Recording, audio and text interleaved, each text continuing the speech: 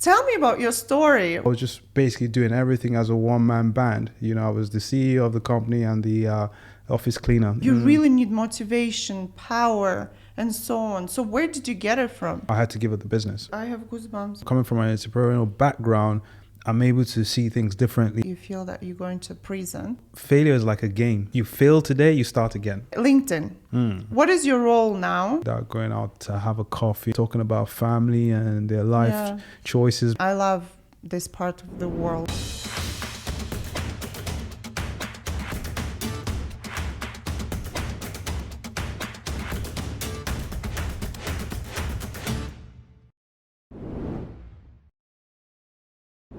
Hi guys, welcome to the new episode, Brands Through Stories. Please, my team always reminds me, please share the episode if you like it, and please subscribe to my channel. Today my guest is my ex-client, my friend, and I hope one day in the future he will be also my business partner. His name is Izu Wachuku. He is now a senior client solutions for LinkedIn. He is also an entrepreneur, he is a real estate investor, and he is a B2B marketing consultant. Thank you so much, Izu, for joining, for coming to my show, for your time. Really appreciate it. Thank you, Nina. Anything for you. It's been a while since we last connected. I'm really happy to be on your podcast. I'm looking forward to it.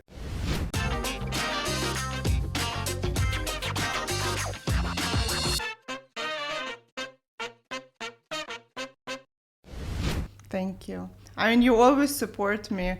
You know that the difficult time I went through my business after COVID, or my business partner, and you were always there and you supported me. So, and again, you're supporting me on this new journey. So thank you so much. No, absolutely. Izu, what I wanted to really talk to you about is your entrepreneurial journey. Yeah. Because most of my guests, the interesting thing is that they start usually working for corporates, big companies, big positions, successful people.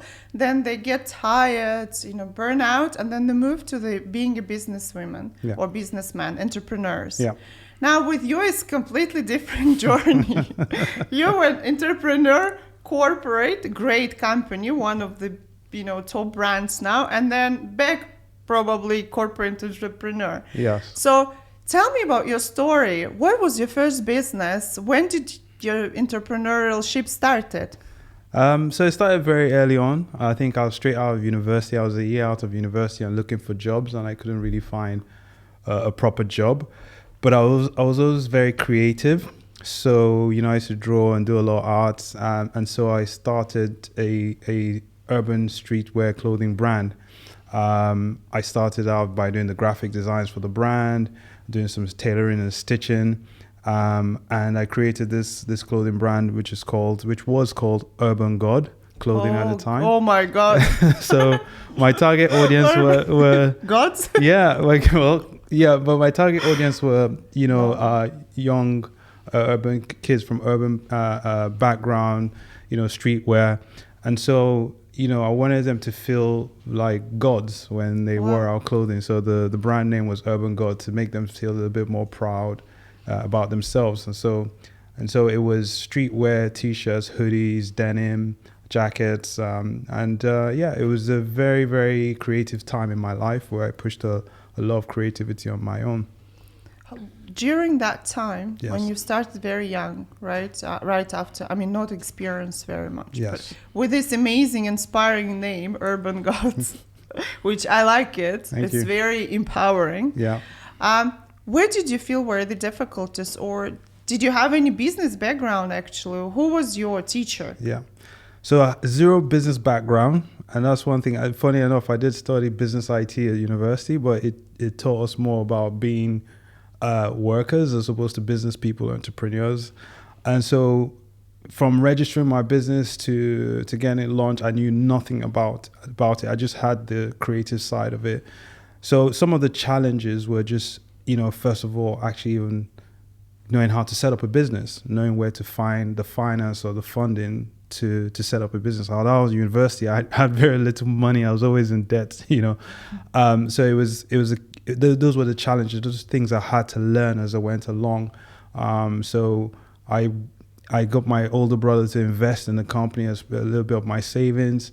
I had to learn the difference between a private and a limited liability company. All of these things I didn't know. I had to learn how to register my business, how to do your finances, the things I hated doing. I just wanted to do the creative side and sell cool clothing. And so I had to learn all these things, and it was it was challenging at every step. The other thing I had to learn, pretty much the hard way, was you can't do it all on your own, right? So I was doing the designing of the clothing, I was doing the website, I was doing the packaging, I was sourcing manufacturers that were created either from China or Turkey. And so I was just basically doing everything as a one-man band. I was the CEO of the company and the office cleaner, if you like. So I had to learn that I needed help. And eventually at some point, like 4 years into the business, I managed to get some salespeople to concentrate on the wholesaling of our clothing, and where I focused on more the sort of creative business operations. I mean, that's amazing. And I assume during that time, there weren't so many online courses and YouTube videos that were teaching you how to set it up. What's the difference? Right? Absolutely. I'm showing my age now, but back then, you didn't have it. Social media was kind of just starting out. So we have a lot more available to us these days when it comes to online information, online marketing.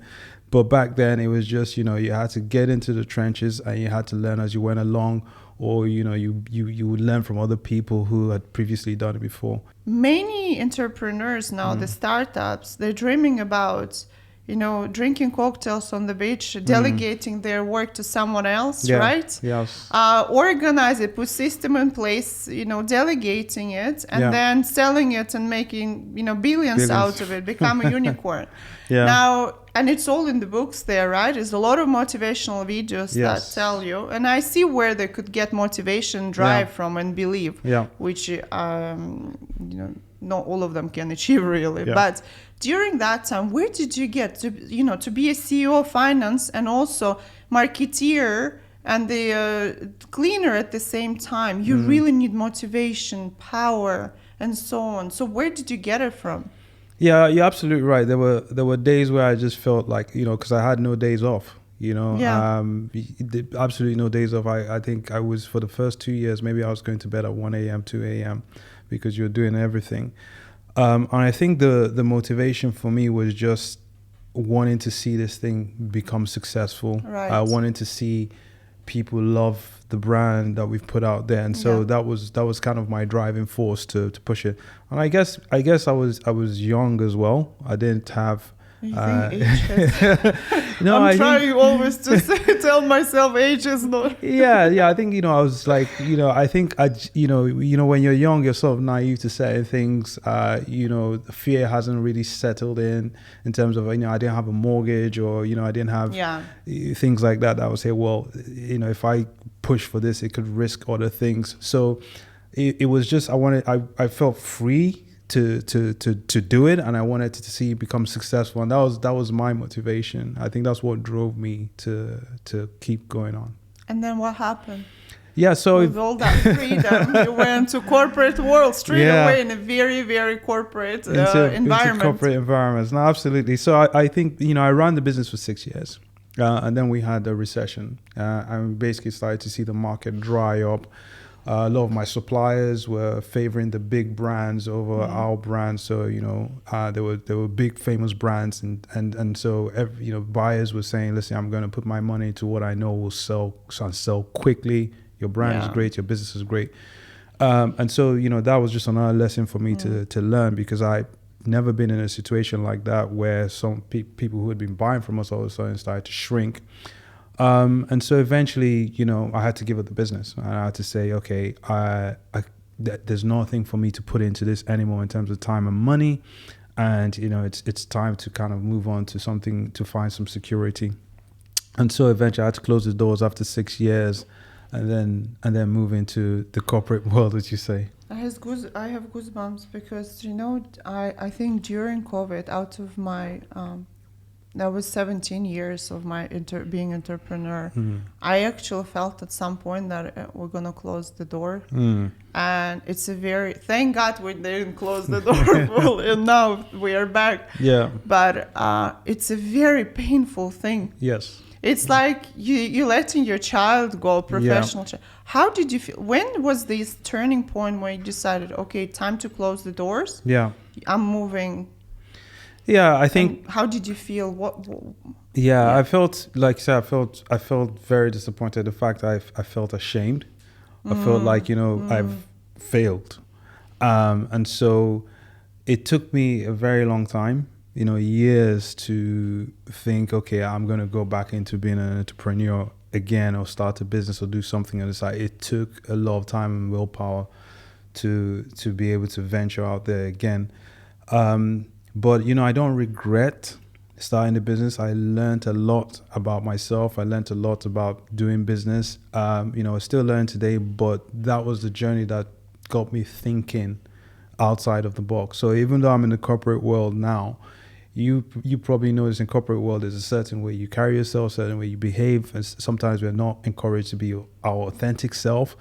But, being in it, coming from an entrepreneurial background, I'm able to see things differently and interact with clients very, very differently. And try and get the corporate side of business and discussions out of the way and be more human and let's have a conversation and be very open and honest with them. So I've learned a lot about how to navigate the two worlds from just being going through that business. That's actually a very interesting thing. Yeah. So being an entrepreneur, then going to corporate world, it could be not just like you feel that you're going to prison, because that's to me how it feels now. I understand, yeah. But it could be that I use all my skills as entrepreneur, that freedom of speech that I had to a certain extent, and use it to build my career in the corporate world. Absolutely, and and if you find the right companies that allow you to be your authentic self, that allow you to express who you are and bring those skills in, because it is what it is. You've developed skills as an entrepreneur, and to some extent you've been successful in it, doing it on a day-to-day basis, right? So why not bring that into the corporate world if you have that opportunity, right? Why can't the business or benefit from your skills? So, guys, please share and like my podcast, because if it's not gonna work well in my business, I will need to go to corporate world. No. You're gonna do well. You're gonna be successful. All right, fingers crossed. Thank you again. You supported me. Of course. Now you said that fear of failure and being ashamed of. How did you overcome it? Are you still scared of failing? Yeah, I think sometimes when we want to embark on something, there's a fear, there's a limiting belief, there's something holding us back. I think I had to kind of understand what that was for me, and yes, it was that fear of failure, like I mentioned. Trying to move into another business, fear of failing again, and then I had to look at, okay, how do I overcome that fear of failure, right? And the way I look at it is like failure is like a game, right? It's you fail today, you start again, right? If you're playing a football match, you lose today, you could win tomorrow. So, and that's very much what it is like in life. Nothing in life is a straight line to success, right? You're going to have peaks and troughs, and you're going to have to maneuver and adapt around certain things. So failure is always going to be there, but you just have to look at it as, today I failed, tomorrow I succeed. Is really how you feel? That's yeah, basically. Because I'm trying to deal with my fear of failures, and I've never thought about it as a game, actually. So you imagine it as a game, So, and then you're not afraid to lose because you can start. I mean, it's always going to be there. Fear is that emotion which tells us that something could go wrong, right? But we can't focus on what could go wrong to the extent that we don't move forward, right? We allow it to limit us. So we've got to move forward knowing it's there. Try and minimize the risk as much as possible. Be sensible as much as possible. But if it does happen, what do? You start again. You get up again and you play again. I'm going to try and do that also next time. Sure. The way I do it, I just try not to think about it, and I try to say, okay, I'll take a baby steps. And then at every step I can stop. Yeah. But at least I want to do it, because I had many times that, Yeah. you know, I had an amazing idea, but I did nothing about it because I was scared. And Yeah. then somebody else did it. Yeah. And then you think, oh my God, I had I that, could have and my done it. idea was better. Yeah. Yeah. No, absolutely. So like you said, it's like still like a game, you know, where you say I take baby steps, right? Yeah. I take the baby step, I win. I can Then always go back. Yeah, It's just a little exactly. baby step. So I've done this, I've Right. succeeded, completed, I win this round. Let's move to the next round. So it is, you're absolutely right. Different people can deal with it different ways, but for me across the plane, I was like, okay, it's the game of life. I win today, I play again tomorrow. I love it. I love it. So now I have to use this opportunity and ask you questions also about marketing. Sure. So you moved to LinkedIn. Yes. Yeah, and you're very successful there. I know you're a great consultant. You Thank have you. amazing clients. Yep. The list of clients. I remember you, Expo, I think, right? You were advising and really amazing people Yes. that we all wish to work with, not for with. Now, so as a LinkedIn, what is your role now? Just briefly. So it's B2B marketing consultant also. Yeah. What do you consult people on? So essentially, we just help businesses actually develop their brand presence on the platform and also help generate ROI. So whether it's lead generation or it's conversions. So I work with our clients to just basically advise them on how to utilize the platform and optimize their marketing on the platform to achieve whatever business goals or objectives they set out to achieve. So essentially, from awareness all the way to conversion, I work with clients to deliver. Right. I've heard that LinkedIn is probably one of the only one platform where organic growth is still working. It's still quite strong. Is that true? Yeah, because it's a very strong platform for organic growth, right? Because on the platform, we put the member experience first, right? So we're not pushing an algorithm first. You know, on any social platform, to get more reach, you're still gonna have to pay, but we encourage members to, you know, keep their profile up to date and, you know, generate content, be content creators on the platform, you know, along thought leadership or along content that actually will benefit others. So yes, we definitely encourage organic content and organic growth. So let me use this free hour. Tell me, please, is it still possible to actually get deals, leads through LinkedIn without paying for it?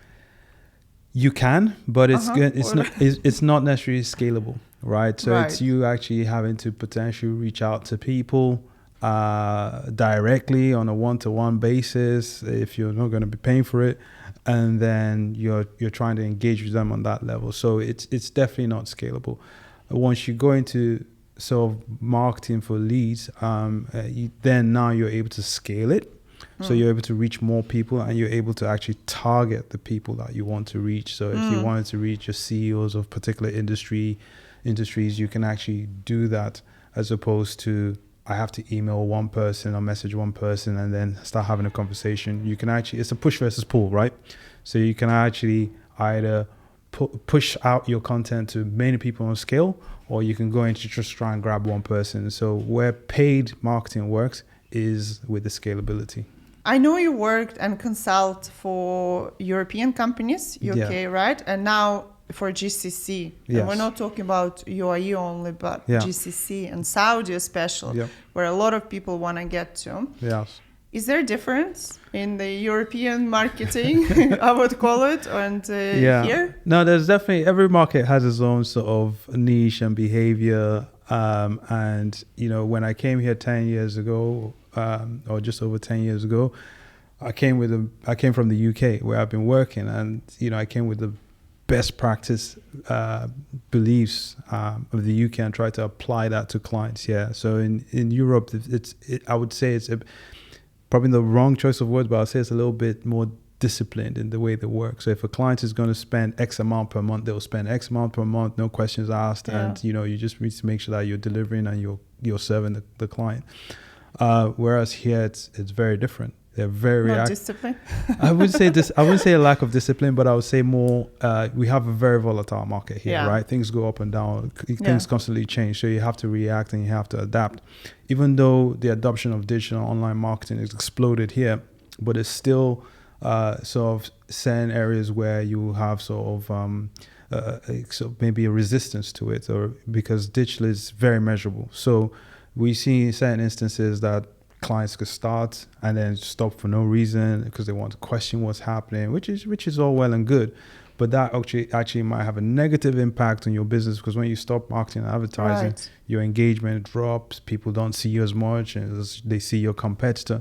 So I would say the major difference here is, there's a lot more nurturing, a lot more hand-holding, and that has to be done with clients here. You have Right. to stay very close to them. But also, it's a very human relationship here, very human to human relationship here.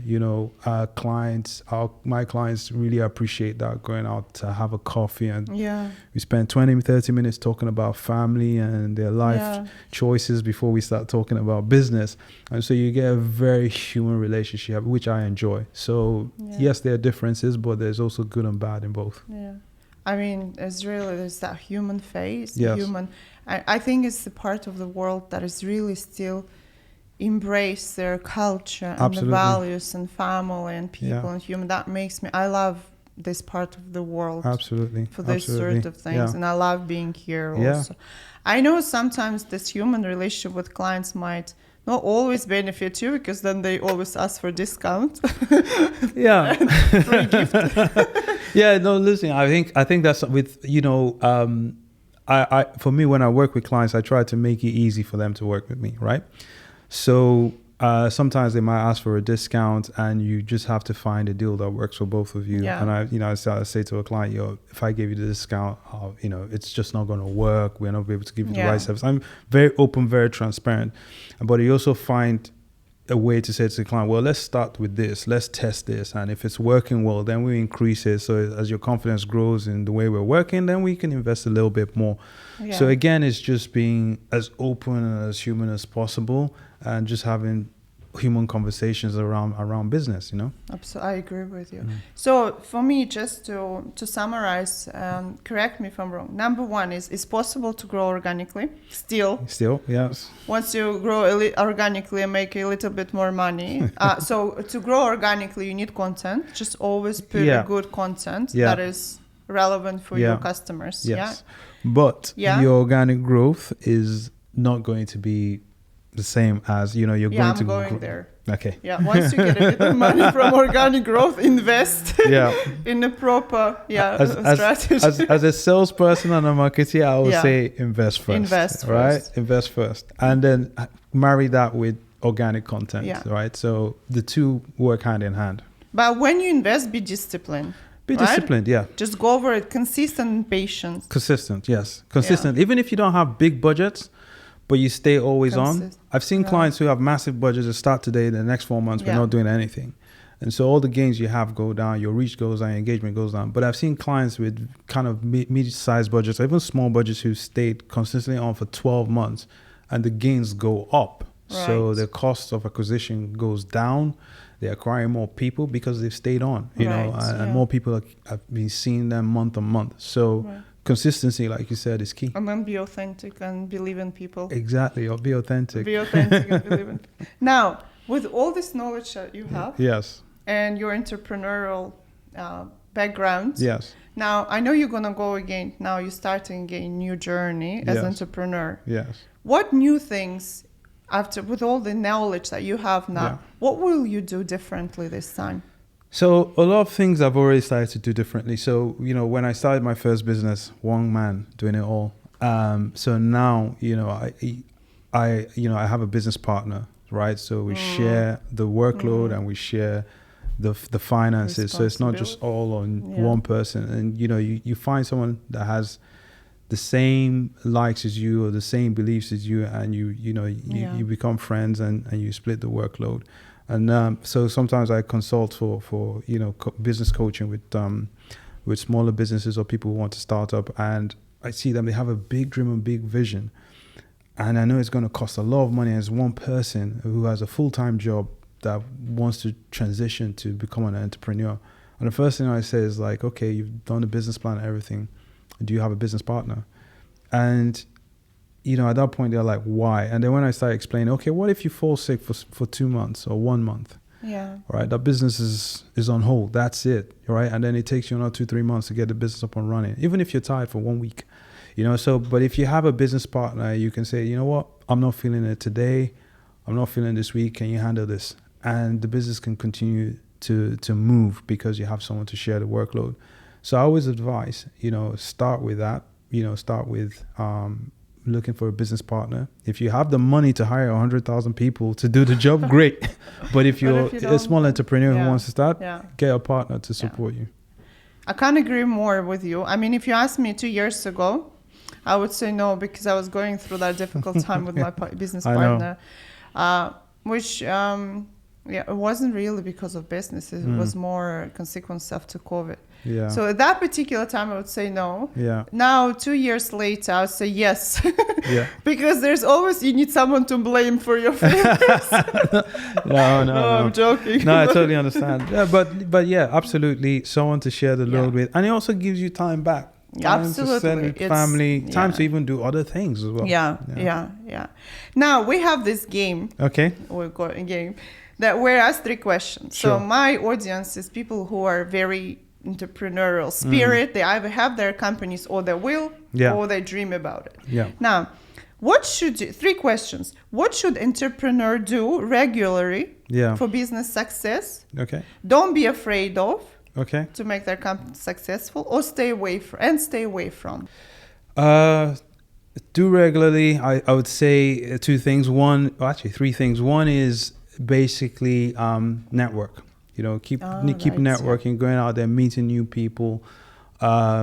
Second thing is learn. So keep learning wherever you learn from. I learn from social media a lot. So I follow other entrepreneurs. I follow other people who have been successful in their business. I may not agree with everything they say, but I'm getting knowledge. So keep learning because you see opportunities from that. And the third thing is essentially just be kind. Be kind to your customers. Be kind to your network. Be kind if you have employees. Be kind to your employees. I always say the best business strategy is kindness. So if you're kind to your customers, they'll come back. If you're kind to your employees, they'll stay. And if you're kind to yourself, you keep moving forward. What was the second question? Don't be afraid of. Don't be afraid of. Failure. So I would say, you know, don't be afraid of failure. Failure is just a signal that something could go wrong. Like I said, it's just figure out how to avoid it going wrong so badly. And then keep moving. You know, don't let it hold you back. What about stay away from? Stay away from a negative mindset. Yes. It's so true. No, because toxic mindset, negative, it could torpedo everything. Yeah. There's a old African saying that the difference between a genius and a madman is his state of mind. So, you know, for me, I always try and stay positive. I try and stay in things that are positive. It's not always easy to do that, but you know, you find activities that you can do, hobbies that you can do, being around positive people or like-minded people, and staying away from anything that could bring that toxicity into your mindset. I agree with you, absolutely. Isu, thank you so much. Thank you very much, Mia, for your kindness, for being honest, or for opening up like this. No worries. Absolutely, really appreciate your time. You're welcome. And really, thank you so much. You're welcome. It was my pleasure. I was glad to be here. Yeah. Thank you. Was it good? No, great. I like it. The light was keeping on and off. I think it's all your positive kind of energy. I don't know why. Like, I kept seeing that like turn off, and then by itself it just. It turned back on. It's all remote. Okay. Yes.